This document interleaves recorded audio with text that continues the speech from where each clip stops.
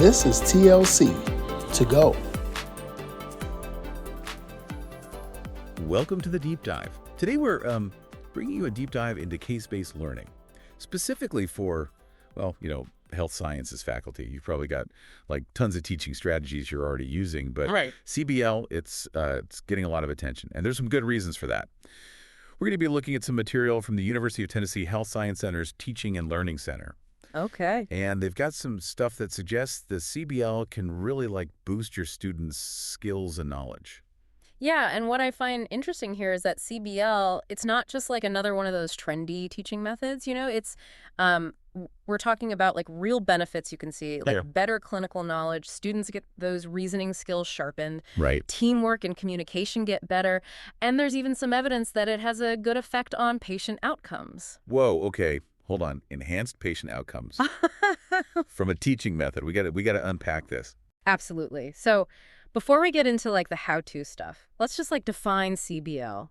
It's a learner-centered strategy, so that means the students are really doing the work. They're analyzing real or even like fictional patient cases to come up with solutions.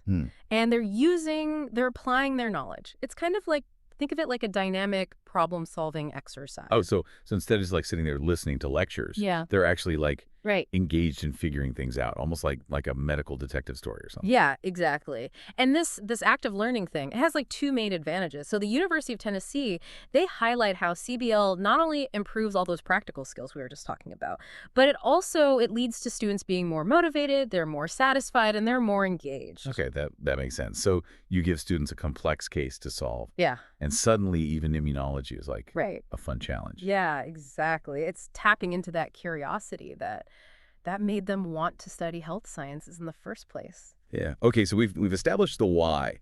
CBL has some serious potential, but I'm curious about the how. How do we actually do this in the classroom? Where do we even begin? Well, Queen's University, they offer this like really practical 6-step guide for creating a CBL activity, and we can like break that down here. The first step is you have to define your learning objectives.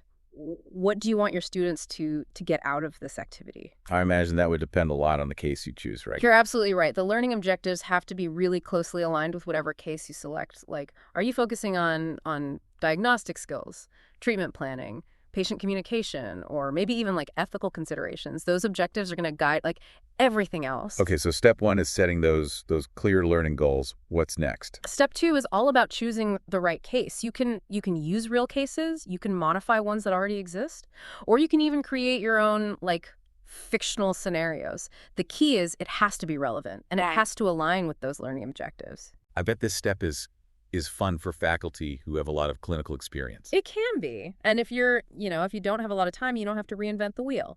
The Teaching and Learning Center at the University of Tennessee, they actually have a list of resources on their website with cases that are already written, ready to go. Oh, that's awesome. Okay, so we have our objectives and our case.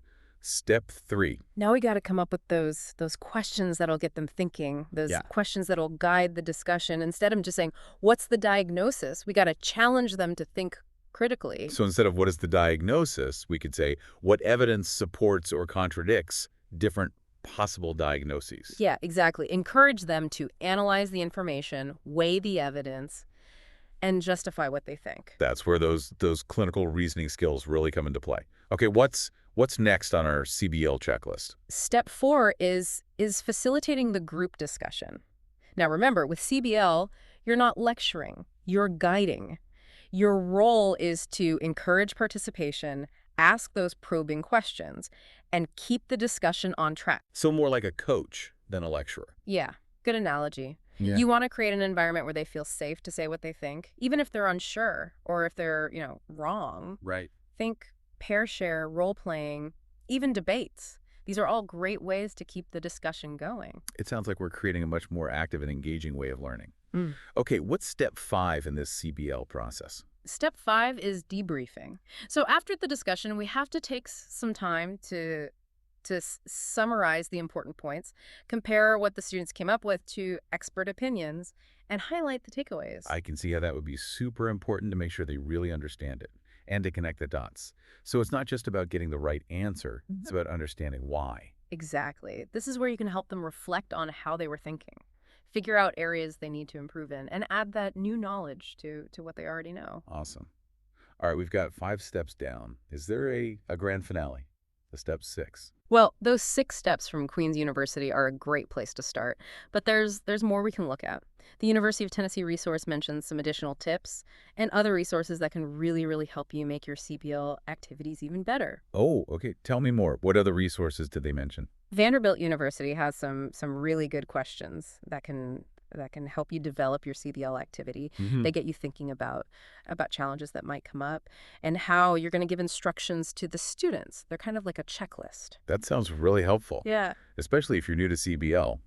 What else is out there? There's a few research articles that might be interesting. One by Ali et al. From 2018. It looks at how technology can make the CBL experience better through this interactive system called ICBLS. Oh, that sounds fascinating. I'm always looking for ways to use technology in my teaching. Anything else on that list? Yeah, there's a webinar recording by Chris Jackson. It's from 2022, and it really focuses on using CBL to get students more engaged. And there's an article by Novak from 2020 that goes into how to design CBL activities for immunology, which could give you some ideas for your specific discipline. Oh, interesting. I'm always trying to find ways to make immunology more approachable for my students. Yeah. What else did they mention? The Harvard Kennedy School, they have a great resource on teaching with cases. That gives you a broader perspective on teaching with cases. And finally, Queen's University has a whole section of their website about CBL, which could be worth checking out. Wow, that's a lot of resources. I feel like we've only just scratched the surface of CBL. Yeah. And I'm already getting ideas. Yep. But before I go too far, I'm curious to know more about those extra tips for making CBL activities really good. Like, what are some of the things we need to keep in mind? You're right. We really have only just touched on CBL. But before you dive into all those resources, let's talk about some other tips that can help you make your CBL activities even better. So remember, the case itself, it's just the starting point. The real learning happens in that discussion that comes after. Right. We don't want the students to just read it and be done. How do we get them thinking, get them participating? One really important thing is to set clear expectations for how they should participate right from the start. Let them know that everyone's voice matters, that there's no such thing as a stupid question, and that it's good to have respectful debates. You could even assign roles like devil's advocate or summarizer. That can encourage them to think from different perspectives. Oh, assigning roles. That's a great idea. Right. It gives them permission to kind of step outside their comfort zone and really, really engage with the material. What else can we do to make sure the discussion is productive? We need to create an environment where they feel safe, psychologically safe. So that means building a culture of respect, where they feel comfortable sharing their ideas without being afraid of being judged. So making it clear that it's okay to be wrong or to disagree. Yeah. And to learn from each other. Exactly. And remember, your role as the facilitator is to guide, not to lecture. Ask good questions, encourage them to think critically, and help them connect the dots. So it's about guiding them to discover things themselves. Yeah. Instead of just giving them the answers. That sounds challenging, but also really rewarding. Are there any specific techniques you recommend for facilitating these discussions? Oh, there are lots. Think, pair, share is a classic that encourages everyone to participate. Role-playing can be really effective too, for practicing those communication skills and exploring different perspectives. And even structured debates can be a good way to get them to really evaluate the evidence and defend their conclusions. Those are great ideas. Yeah. But what about when the discussion kind of gets stuck or goes off on a tangent? How do we handle those situations? That's when those facilitation skills really come in. You might need to redirect the conversation, summarize the key points, or even introduce some new information to get things back on track. Don't be afraid to gently guide the discussion, but also allow them to explore on their own. So it's like a balance. Yeah. Between structure and flexibility. Any other tips for us CBL newbies?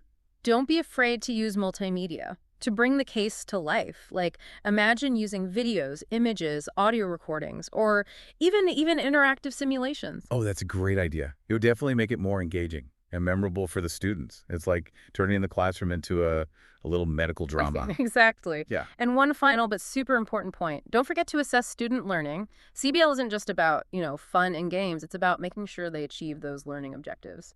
Right. We want to make sure all this effort is actually helping them learn. So how do we assess their progress? Yeah. In a CBL setting?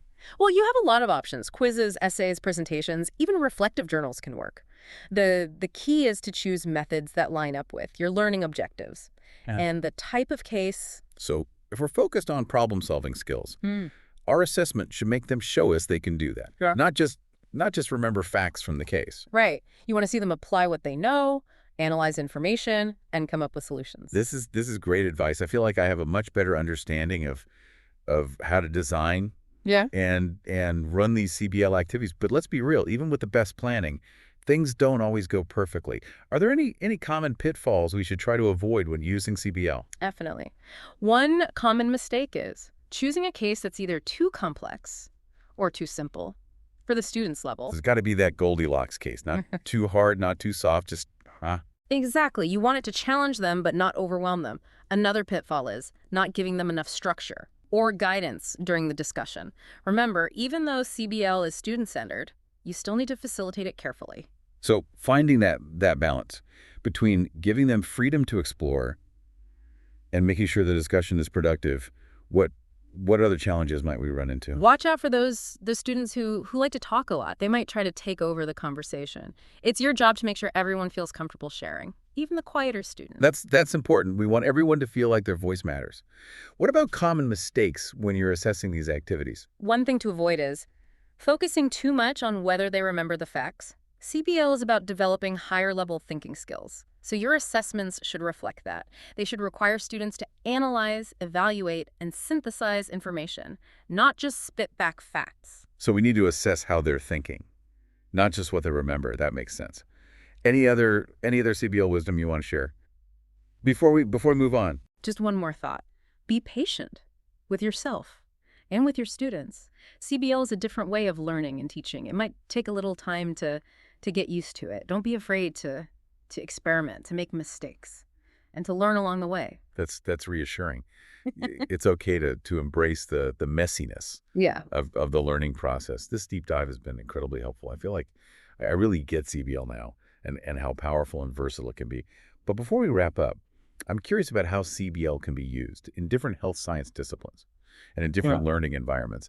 That's a great question. CBL seems perfect for medicine, but how does it work for other health science disciplines? That's what's so cool about CBL. It's so versatile. You can adapt it to all kinds of subjects and settings. Think about nursing students learning to manage complex patient care, or pharmacy students trying to figure out drug interactions, or even public health students dealing with a community health crisis. It all depends on choosing cases that are relevant to their specific discipline and to your learning objectives. So for example, a nursing case might be about patient assessment and care planning, while a pharmacy case might focus on managing medication therapy. It's about reflecting the real-world challenges they're going to face. Exactly. And it's not just about the discipline, it's also about the learning environment. CBL can be adapted to online and in-person settings. That's good to know. Since so many of us are teaching in blended or online environments now, how would CBL look different in those settings? Well, online, you can use virtual simulations, discussion forums, and video conferencing to create that collaborative experience. And in person, you can use small group discussions, role-playing, and hands-on demonstrations. So it's about being creative and using whatever tools you have to make that active learning happen no matter what the setting is. Any other tips for adapting CBL? Yeah, you got to think about your students' experience level. If they're new to the subject, they're going to need more structure and guidance. But if they're more advanced, they can handle more complex cases and more independent learning. Makes sense. We wouldn't want to give a first-year nursing student a case about managing multi-system organ failure. Right. It's about gradually increasing the complexity as they learn more and get more confident. Well, this deep dive has been really, really valuable. I feel like I can go out and explore CBL and see how it can make my teaching better. Any final words of advice for our listeners as they start their CBL journey? My advice is just go for it. Don't be afraid to experiment. Get creative. And most importantly, have fun. CBL can be a really rewarding experience for you and your students. I love that. So to all our health sciences faculty listening, we challenge you to Try out case-based learning. You might just see your students transform into critical thinkers, problem solvers, and the healthcare heroes of the future. And remember, we're always here to support you. Feel free to reach out if you have questions, share your experiences. Let's build a community of educators who are passionate about making health science education better. Thanks for joining us on this deep dive into case-based learning. We hope you found it helpful and that you're excited to bring this teaching method into your classroom. Until next time, keep learning, keep growing, and keep those brains buzzing.